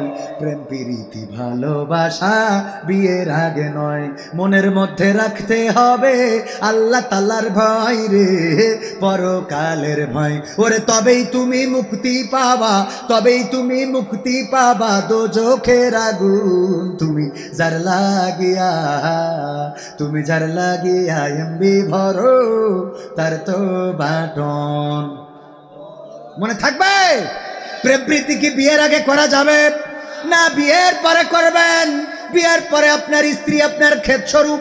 আল্লাহ রাব্বুল আলামিন কোরআন দিয়ে জানিয়ে দিয়েছেন, ওগো পুরুষেরা শুনে নাও, বেগম সাহেবেরা, স্ত্রীরা তোমাদের ক্ষেত স্বরূপ, তোমরা যেমন ভাবে ইচ্ছা গমন করো। আর আমার পুরুষেরা স্ত্রী বাদ রেখে ভাবির সাথে কথা বলে, বউ আমার যেমন তেমন, ভাবি আমার মনের মতো রে। কথা কয় না? আছে না নাই? ওরে বাবা, স্ত্রীর সাথে ভালো করে কথা বলে না। স্ত্রী যদি ফোন দেয় অমনি ওর মিজাজ থাকে উপরে, এই বলো কি হয়েছে, হ্যাঁ এত ফোন দাও কেন? ও বাবা। আর যদি কোনো ভাবি ফোন দেয়, যদি কোনো শালি ফোন দেয়, হ্যালো, হ্যাঁ শালি বলো শুনে, ও আমার আল্লাহ দে। আছে না নাই? শালি কি খবর, কতদিন হলো তুমি আসো না, তুমি আসলে ছাজেকে যাও। ও আছে না নাই? আবার অনেক নারীও আছে, স্বামীর কথা ভালো লাগে না, স্বামীর কথা সুন্দর লাগে না, স্বামী যেটা করে সেটা পছন্দ হয় না, স্বামীর কথা তিক্ত মনে হয়। বিদেশে থাকে আমার ভাই জানেরা, ইমরান ভাই কত কষ্ট করে প্রবাসে, প্রবাস থেকে একটু মনের শান্তির জন্য বেগম সাহেবের কাছে ফোন দেয়। বেগম সাহেব এত ফোন দাও কেন তুমি, হ্যাঁ এত ফোন দিতে হয় কিসের জন্য, এত কল দাও, কাজ করো কখন, টাকা পাঠাবা। আমি বারোয়ার হাট থেকে অথবা এই জায়গায় কি যেন হাইয়াকোর বাজার থেকে টাকা তুলে মার্কেট করে আনবো, খালি টাকা পাঠায় পিন নাম্বারটা বলে দিবা, এত ঘন ঘন কল দিবা না। আছে না নাই? আর যদি বল্টু ফোন দেয়, হ্যালো বল্টু ভাই, কতদিন হলো আপনি আমার খোঁজ নেন না, হ্যাঁ আপনার চুলের কুত্তা কাটিংটা আমার খুব ভাল লাগে। ও বাবা, আছে না নাই? এই সমাজে নাই, আমাদের ওইদিকে আছে। আর এই কষ্ট করে নারীদের জন্য কষ্ট করে নারীরা অন্য জায়গায় এই কাজগুলো যারা করে, ওগো আমার ভাইরা, আল্লাহ রাব্বুল আলামিনের নবী বলেছেন, স্বামীর খেদমতের বাইরে যদি অন্য কারো, অন্য কোনো পরপুরুষের খুশি করে, ওই নারী জাহান্নামে যাওয়ার জন্য এটাই যথেষ্ট। আল্লাহর নবী মেরাজ থেকে এসে বললেন, ওগো নারীরা, তোমরা বেশি বেশি করে সাদাকা করো, বেশি বেশি করে দান করো, কারণ আমি মেরাজে গিয়ে দেখলাম অধিকাংশ নারীরা জাহান্নামী। আল্লাহর নবীকে জিজ্ঞাসা করলেন সাহাবীরা, কোন অপরাধের কারণে নারীরা এত বেশি জাহান্নামী? আল্লাহর নবী বললেন, অনেক কারণের মধ্যে বড় কারণ দুইটা। কয়টা? বড় কারণ দুইটা। এক নম্বর কারণ হলো নারীরা তাদের স্বামীর প্রতি অকৃতজ্ঞ থাকে, না শুকুরি করে। আমার ইমরান ভাই, কবির ভাই, আমার সভাপতি সেক্রেটারি যারা আছে, অনেকেই আছে, স্ত্রী যদি মাছ কিনে আনে ওই মাছে কাটা বেশি, স্ত্রী যদি ওল কিনে আনে ওইটাই গাল চুলকায়, স্ত্রী যদি তরকারি কেনে সিদ্ধ হয় না, স্ত্রী যদি গোশত কেনে অনেক শক্ত হাড় বেশি, স্ত্রী ওই স্বামী যদি ঘরের রং করে দেয় তাইলে ওই রং পছন্দ হয় না, স্বামী যদি কাপড় কিনে এনে দেয় ওই কাপড়ের কালার ভালো না, স্বামী যেই থ্রি পিস কিনে দেয় তার সুতা ভালো না। এমন নারী আছে না নাই? স্বামী যা করে পছন্দ হয় না। স্বামী যে বাইক কিনেছে ওর থেকে আরেকজন যে বাইক চালায় ওইটা ভালো। এরকম নারী আছে না নাই? এই জন্য ইমরান ভাই একবার বুদ্ধি করে চট্টগ্রাম থেকে একটা শাড়ি কিনেছে স্ত্রীর জন্য। স্ত্রীর যা কিনে দেয় পছন্দ হয় না, ওর খালি পছন্দ হয় অন্য লোক যা কিনে তাই। যা দেখে কয়, দেখো কবির বিন সামাদের স্ত্রী কত সুন্দর শাড়ি পরেছে, দেখো কবির বিন সামাদের স্ত্রীর গহনা কত সুন্দর, উনার কানের ফুল কত সুন্দর, নাকের ফুল কত সুন্দর। এইগুলো বলে। ওগো আমার ভাইয়েরা, ইমরান ভাই চট্টগ্রাম থেকে শাড়ি কিনে এনে ডাইনিং টেবিলের পরে রেখেছে। রাখার পরে স্ত্রী বলছে, স্ত্রী বেগম আমার খাবার দাও। খাবার দিয়েছে, খাই, আর স্ত্রী খালি আর চোখে ওই শাড়ির দিকে তাকাচ্ছে যে শাড়িটা কার। এক ফাঁকে প্রশ্ন করেই বসলো, গো আমার স্বামী ওই শাড়িটা কার, কে কিনেছে, কার জন্যে? বললো ওই শাড়ি কবির বিন সামাদ কিনেছে তার স্ত্রীর জন্যে। আমাকে বললো ভাই এইটা বাড়ি একটু পয়সা দিয়েন, তাই নিয়ে আসিছি। বলছে দেখো দিন কত সুন্দর রং, কালার কত সুন্দর, সুতো কত সুন্দর, আর তুমি যা কেন তা কি পরা যায়। ওগো আমার বেগম, এটা কি তোমার পছন্দ হয়েছে? হ্যাঁ হয়েছে। কারণ এটা তুমি কেন নাই, তোমার তো আল্লাহ পছন্দ দেয় নাই। তোমার দুইটা চোখ না আল্লাহ মার্বেল দিয়েছে, যা দিয়ে তুমি যা পছন্দ করো সেটা তো সুন্দর না। দেখো কত সুন্দর কবির বিন সামাদ শাড়িটা কিনেছে। বলল বেগম তোমার যদি পছন্দ হয় শাড়িটা তুমি নাও, এটা আমি তোমার জন্যে, এটা আমি তোমাকে দিয়ে দিলাম। কবিরের সাথে যা ঝামেলা করা দরকার আমি করবা না। শাড়ি নিয়ে খুবই খুশি যে অনেক সুন্দর, অনেক কালারফুল, পাড় ভালো, সুতা ভালো একটা শাড়ি পেয়েছে। রাত্রে ঘুমানোর সময় ইমরান ভাই জিজ্ঞাসা করলো, আমার বেগম বলো দেখি শাড়িটা কি তোমার পছন্দ হয়েছে নাকি? কয় হ্যাঁ পছন্দ হয়েছে। এতদিন তুমি যত শাড়ি কিনেছো একটাও পছন্দ হয় নাই, কারণ তোমার পছন্দ ভালো না, তুমি যা চয়েস করো ওটা হয় না। কবির বিন সামাদ চয়েস করে কিনেছে, এই জন্য এটা পছন্দ হয়েছে। কয় সত্যি কি তুমি খুশি? বললো হ্যাঁ খুশি। সত্যি কি শাড়ি ভালো লেগেছে? হ্যাঁ লেগেছে। বললো দেখো আমার স্ত্রী গো, আল্লাহ যদি না চাই আজকে আমার যদি ঘুমের মধ্যে রূহটা কবজ করে নাই, কালকে কবরে চলে যাব, মনের কথাটা বলা হবে না। আমি তোমারে এত ভালোবাসি রে, আমি তোমার জন্য নিজেই পছন্দ করে শাড়িটা কিনেছি। কয় সত্যি তুমি কিনেছ? কয় হ্যাঁ আমি তোমার জন্য পছন্দ করে কিনেছি। বলছে তাহলে এর রং থাকবে না, তাহলে এর রং থাকবে, তাহলে এর রং থাকবে না। এরা কি খুশি করা সম্ভব? এরকম নারী আছে না নাই? এক নম্বর কারণ গেল। দুই নম্বর কারণ কি? দুই নম্বর কারণ হলো বেশি বেশি অভিশাপ দেয় নারীরা, বেশি বেশি অভিশাপ দেয়। কয় ও মরে না কেন, ওরে আল্লাহ তুলে নেয় না কেন, ওর বসন্ত হয় না কেন, ক্যান্সারে ধরে না কেন, কত মানুষের জানাজা হয় ওর হয় না কেন? এরকম আছে না নাই? এই কাজগুলো যারা করে তারা বেশি বেশি জাহান্নামে যাবে। আর সময় বেশি নেব না ভাইরা আমার, আরো কয়েকটা সঙ্গীত শোনানো লাগবে। তার মধ্যে ওই যে বলছিলাম, মনে আছে না নাই, মিনহা খলাকনাকুম ওয়া ফিহা নুঈদুকুম ওয়া মিনহা নুখরিজুকুম তারাতান উখরা। কোথায় পড়া লাগবে মনে আছে না নাই? যুবকরা কোথায় পড়বে? ওই জায়গা থেকে লাইন হারাই ফেলিলাম, মনে আছে? যুবকরা পড়বে কোথায়? যখন কোনো নারী বলবে তোমারে আমার বড্ড ভালো লাগে, আমি তোমার ভালোবাসি রে আমার সোনার ময়না পাখি, কোন বাদোষে দূরে থাকো গো, সামনে এসো দেখি রে আমার কলজের ময়না পাখি। হ্যাঁ বলে না এরকম যে তুমি একটু সামনে আসো, আমি একটু দেখবো। হ্যাঁ আমার মনে আছে, মাথায় আছে, আমি একটু দেখবো। আমি 10টার মধ্যে শেষ করবো, 10টার মধ্যে শেষ করবো ইনশাআল্লাহ। কষ্ট হচ্ছে আপনাদের? আর একটু চলবে? আমার এই অঞ্চলে মাহফিল একটাও নাই, নাই মানে নেওয়া হয় না। অনেক পথ যশোর থেকে। গতকালকে না চলে প্রোগ্রাম করেছি, যেখান থেকে প্রোগ্রাম করেছি সেখান থেকে আপনার এই মাঠের দূরত্ব হলো 506 কিলোমিটার। 506 কিলোমিটার না চলে গতকাল যেখানে রাজাহাট বলে এক জায়গায়, রাজাহাট কলেজ মাঠে প্রোগ্রাম করেছি, ওখান থেকে এই পর্যন্ত 506। আবার আগামীকালকে যেখানে প্রোগ্রাম করব সেটা 400 কিলোমিটারের উপরে, পাবনা ঈশ্বরদী, যেখানে ওই যে রূপপুর পারমাণবিক হচ্ছে আপনারা জানেন ওখানে। তো এই একটা প্রোগ্রামের জন্য এখানে আবার আমার গাড়িটা আমি নিজে চালাই, আমার ড্রাইভার পছন্দ হয় না। আমি নিজে ড্রাইভ করতে পারি বলে অন্য কেউ চালাইলে খালি মনে হয় লাগাই দিলে, এই লাগাই দিলে, এই লাগাই দিলে, মানে না রেস্ট করা হয় না বসে থাকা হয়, খালি অসুবিধা হয়, এই জন্য নিজেই চালাই নিজের গাড়ি। এই কারণেই আর মাঝে মাঝে একটু বিপদেও পড়ি। অনেক সময় মাহফিলে গেলে বলে, এই দাঁড়ান, হুজুরির নামাই দেন আগে। তো আমি কই, বাবা গাড়িটা একটু পার্কিং করে নি। কই পার্কিং পরে করবেন, আগে হুজুর নামান। হ্যাঁ হুজুর নামান। কুষ্টিয়ায় যাওয়ার পরে খোকসা আমার ওইভাবে, আমি বলছি বাবা গাড়ি পার্কিং করবো কোথায় সেটা তো বলেন। কই পার্কিং পরে হবে, আগে হুজুর নামান। আপনি এত কথা বলেন কেন? আমি বললাম বাবা আমি হুজুর। বলছো সরি হুজুর, আপনি হুজুর। সেদিন গেলাম ময়মনসিংহ মুক্তাগাছা। তো মুক্তাগাছা যাওয়ার পরে আমার রিসিভ করতে আসছে, যে এসে আমারে বলতেছে হুজুর কই, মানে আমি আবার আমার ক্যামেরা পার্সন যে ওই যে উনার মতো আজকে আরেকজন এসেছে, আরেকজন ছিল সোহাগ। তো সোহাগ ভাই ফার্মেসিতে গিয়েছে আবার একটু ঔষধ কিনার। তো ক্যামেরা পার্সন আমি উনারে দেখাই বললাম ওই যে হুজুর। ক্যামেরা পার্সনটা দেখালাম, ওই যে দেখেন পছন্দ হয়, শার্ট গায়ে প্যান্ট পরা, বললাম ওই যে হুজুর। তো বলতেছে, আমি বললাম পছন্দ কি হয়? ভাই না হবে না, কিসের জন্য, মানে উনি বুঝেই উঠতে পারিনি যে আমিই হুজুর। আর আমার তো আসলে ওরম হুজুর মনেও হয় না, আর আমি আসলে ওরম হুজুরও না, ঠিক আছে না?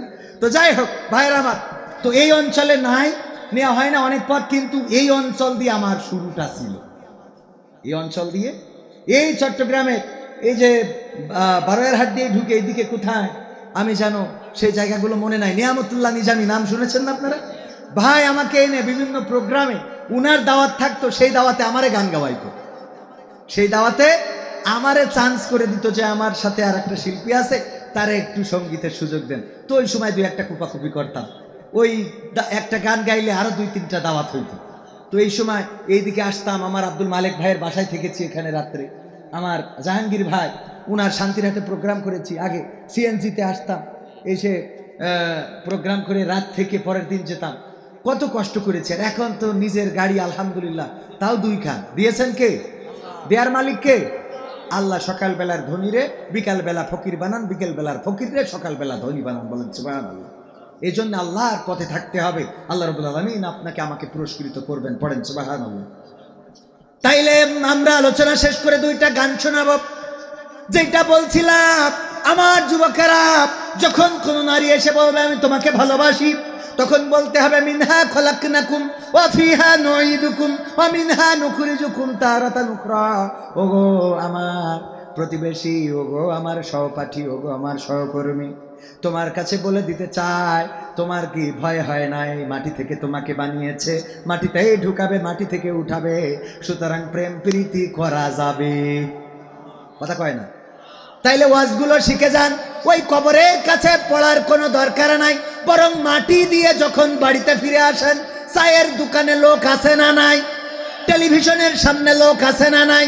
টেলিভিশনের সামনে পরিমণি, রুনা লায়লা, আজ কারিনা কাপুর, ঐশ্বরিয়া রায়, রাশমিকা মান্দানা, এইগুলো দেখা দেখি করে। ওগো আমার ভাইরা, প্রধান মেহমানের বরণ করে নেন।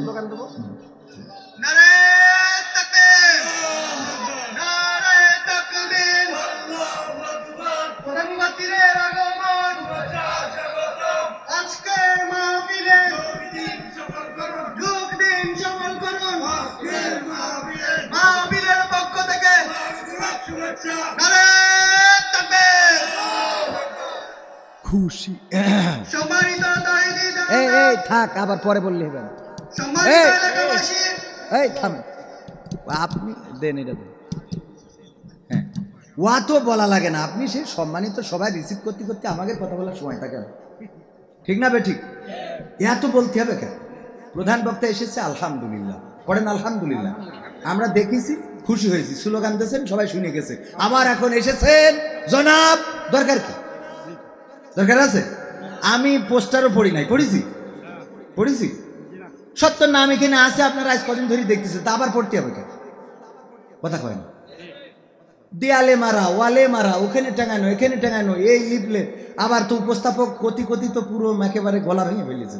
এরপরে যদি আবার আমি বলি, তা ওয়াজ না করি, খালি নাম পড়ার পরে থাকি, সেটা ভালো হয় না? এই জন্য আমি আর নাম টাম না পড়ি, ডাইরেক্ট স্টার্ট মেরে দিয়েছি, কারণ সময় চলে যাচ্ছে। হ্যাঁ ভাইরা আমার, যাই হোক, আলোচনার ইতি টানি।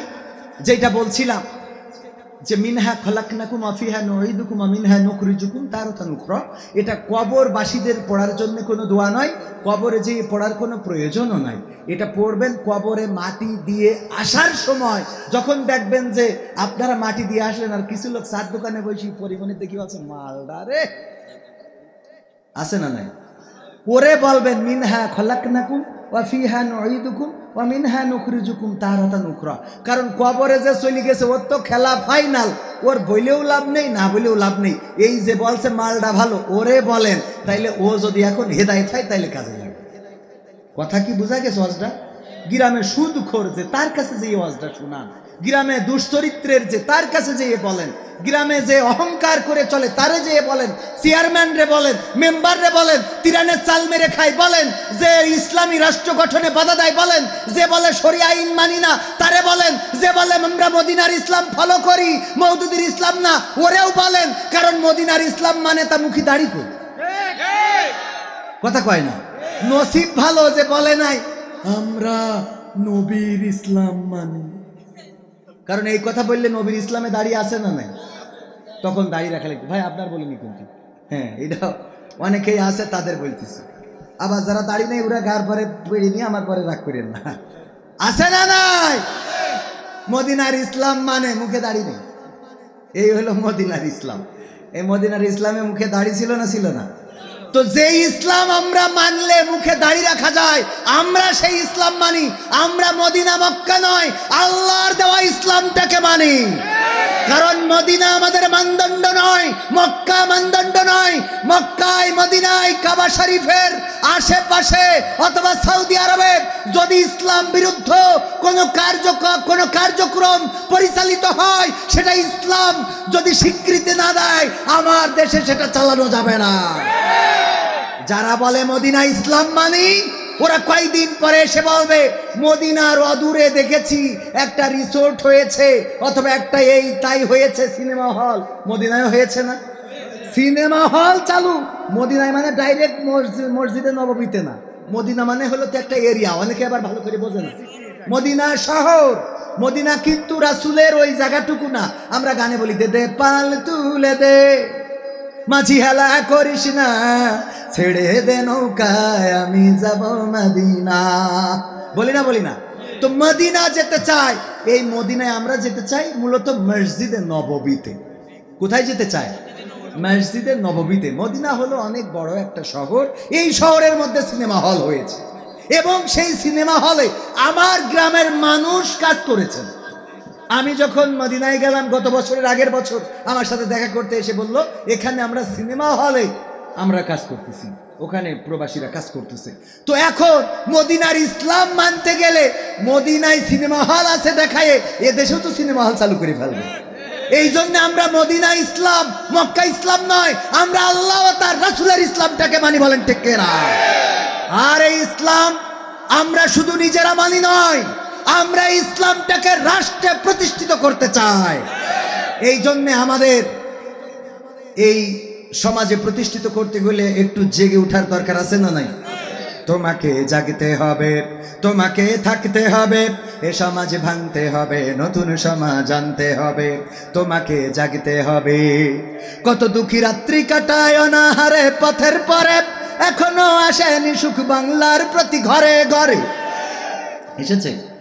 কত দুঃখী রাত্রি কাটায় অনাহারে পথের পরে, এখনো আসেনি সুখ বাংলার প্রতি ঘরে ঘরে। নীরবে নিভৃতে আজ কাঁদছে কত মানবতা, নীরবে নিভৃতে আজ কাঁদছে কত মানবতা। মেনে নেওয়া যায় না আজি তোমার এত নীরবতা।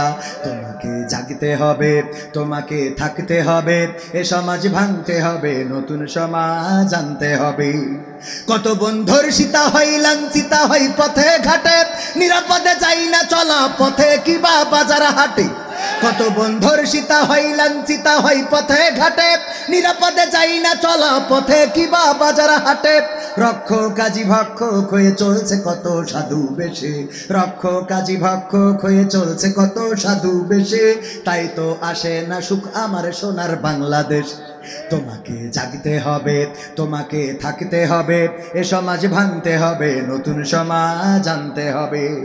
হলুদ মিডিয়ার প্রকোপে কত মানুষ মরছে ধুকে, সত্য নিউজগুলো টাকার তলে চাপা থাকে। হলুদ মিডিয়ার প্রকোপে কত মানুষ মরছে ধুকে, সত্য খবরগুলো হ্যালো কলে চাপা থাকে। ক্যামেরার ভিতর দিয়ে সোজা জিনিস উল্টো দেখে, কলমের ভিতর দিয়ে সোজা কথা উল্টে লেখে, আপামর জনসাধারণ খায় যে ধোকা বাকি বাকি। তোমাকে জাগতে হবে, তোমাকে থাকতে হবে, এ সমাজ ভাঙতে হবে, নতুন সমাজ আনতে হবে। কত আলেম আজকে দেখি যাই কে না যাই টাকা দিয়ে, কেউ বা ব্যবসা করে আল্লাহ তাআলার কালাম নিয়ে, আছে না নাই? কত আলেম আজকে দেখি যাই কে না যাই টাকা দিয়ে, কেউ বা ব্যবসা করে আল্লাহ তাআলার কালাম নিয়ে। তাই তো হকের কথা যায় না শোনা ওদের মুখে, তাই তো হকের কথা যায় না শোনা তাদের মুখে।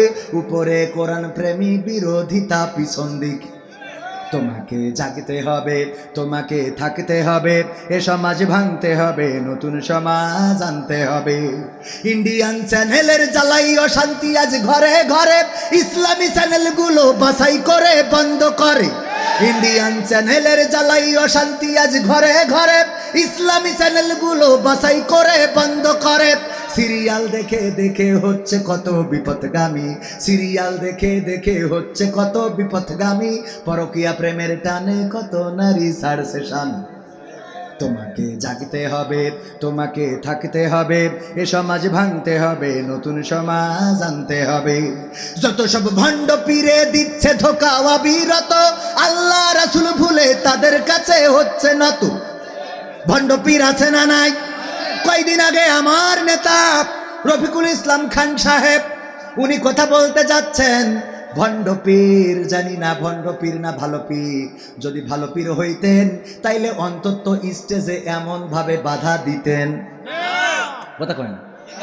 আমি ভণ্ড বলি না, আমি শুধু বলতে চাই আপনি যদি পীর হন, কেমন পীর আপনি যে ভরা মজলিস, লাখো লাখো তাওহীদি জনতা, এই তাওহীদি জনতার মাঝে যখন নাম ঘোষণা করা হলো, এখন বক্তৃতা নিয়ে আসছেন বাংলাদেশ জামায়াতে ইসলামীর সহকারী সেক্রেটারি জেনারেল জনাব মাওলানা রফিকুল ইসলাম খান।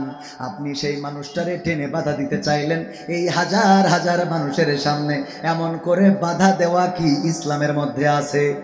ধর্মের মধ্যে কি পড়ে? না পড়ে না। তাইলে আপনি বাধা দিয়ে পীরের কাজ করেন নাই, এটা হলো এক প্রকার ভণ্ডামি, ঠিক না বেঠে? যত সব ভণ্ড পীরে দিচ্ছে ধোকা অবিরত, আল্লাহ রাসূল ভুলে তাদের কাছে হচ্ছে নত। কেউ বা মাজার খুলে শামিয়ানা তুলে ব্যবসা করে, কেউ বা মাজার খুলে শামিয়ানা তুলে ব্যবসা করে। গরিব দুঃখী পায় না খাবার, টাকার বস্তা বাবার ঘরে, আছে না নাই? চট্টগ্রামে কম না বেশি? বাবার ঘরে টাকার বস্তা, অথচ গরিব দুঃখী মেহনতি জনতা খাবার পায় না, আছে না নাই? কোটিপতি মানুষগুলো ওখানে যায়, টাকা শুধু ঢালেই না, মাজারে সিজদা দেয়। শিরক শিরক শিরক, এবং এই শিরকারী জান্নাতে যাবে যাবে। ভাইয়েরা আমার, 10টার মধ্যে শেষ করতে চেয়েছিলাম, আমার ভাইজান এসেছেন, সময়ও শেষ। একটা সঙ্গীতের রিকোয়েস্ট ছিল, বিচারপতি মানিকের গান ও কাদের কাকার গান। এইটা আগামীতে আল্লাহ যদি নিয়ে আসেন এটা শুনাইতে পারি, যদি যুবকগুলো ভিতরে আসে। আমার যুবকগুলো ভিতরে আসতে হবে। প্রধান মেহমান এসেছেন, এই কোরআনের মাজলিসে যদি বসে যান সওয়াব দিবেন কে? আজকের এই মাহফিলটা আপনার নাজাতের ওসিলা হয়ে যেতে পারে। কত যুবক, কত মেয়ে মানুষের পিছনে ঘুরে বেড়াও, কিন্তু মন জয় করতে পারো না। আজকের মাহফিলে এসে যদি আল্লাহর কাছে দুটি হাত তোলো, আল্লাহ চাইলে ওর মন জয় করা লাগবে না, ডাইরেক্ট ঘর জয় করে বাড়ি নিয়ে আসতেও পারো। আল্লাহ এটা দিতে পারে না? পারে না। দেওয়ার মালিক কে? বউ দেওয়ার মালিক কে? সন্তান দেওয়ার মালিক কে? আমরা অনেকেই বলি সন্তান দেওয়ার মালিক আল্লাহ, সম্পদ দেওয়ার মালিক আল্লাহ, টাকা দেওয়ার মালিক আল্লাহ, পয়সা দেওয়ার মালিক আল্লাহ, কিন্তু কোন হুজুরের বলতে শুনলাম না বউ দেওয়ার মালিক আল্লাহ। তা বউটা কি অন্য মানুষই দেয়? এই বউ দেওয়ার মালিক আল্লাহ, এটা কোন হুজুর বলিস এখন পর্যন্ত? বউ দেওয়ার মালিক তো আল্লাহ। আল্লাহ কালো কুদারে মানুষের এমন সুন্দরী বউ এনে দেয়, ওরে বাবা এই মানুষটা এত সুন্দর কেমনে পাইলো? আবার সবচেয়ে ভালো মানুষটার ঘরে আজরাইল এনে দেয়, আছে না নাই? বৌদিয়ার মালিক কে? আল্লাহ রাব্বুল আলামিন। বৌদিয়ার এখন তো সব পাল্টে গেছে। আগে মুরব্বীদের কাছে জিজ্ঞেস করলি, যদি আমার চাচার কাছে ভাইজানের কাছে জিজ্ঞেস করি, ভাই সন্তান কয়টা, উনি নিঃসন্দেহে বলবেন যে আল্লাহর মাল আল্লাহ দিয়েছে 5টা, এই ভাই বলবে না? এখন ইয়াংদের কাছে জিজ্ঞাসা করেন যে ভাই সন্তান কয়টা, কয় এখনো সন্তান নিই নাই, নেব নেব করতেছি। ও নেয়, এখন আল্লাহ দেয় না, কথা কয় না। ও নেয়, কয় আমি আর আপনার ভাবি আলোচনা করেছি যে আমরা দেখি 1 বছরের মধ্যে নেব। আরে বাবা, ও নেবে, কত বড় পালোয়ান তুমি। সন্তান এত নেয়ার মালিক, তা বিয়ের আগে দুটো দেখাইতে, কথা কয় না। সন্তান দেয়ার মালিক কে?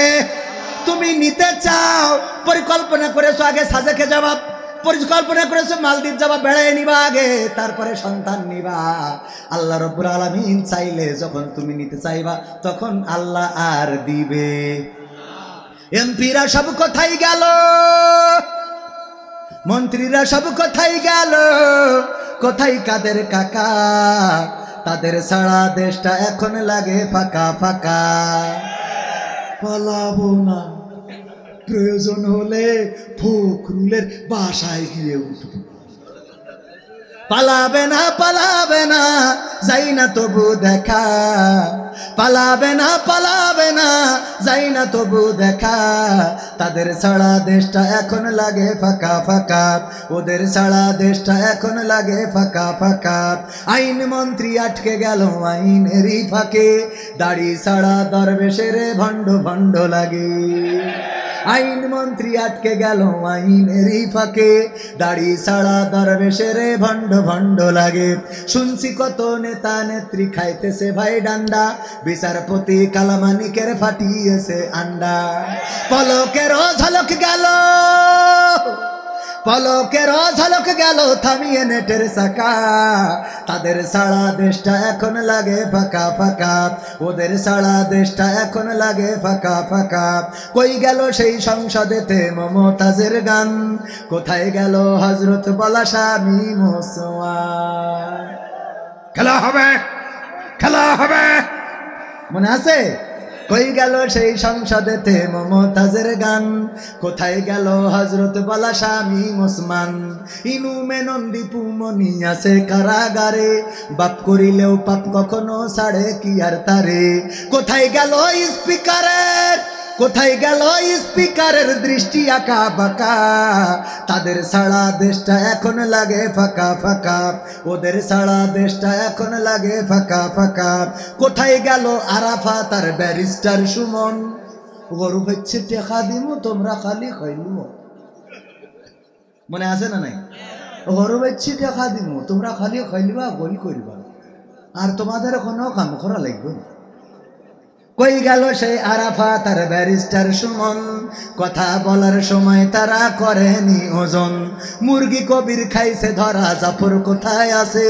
গোপনে কি সেও গেল মোদি দাদুর কাছে?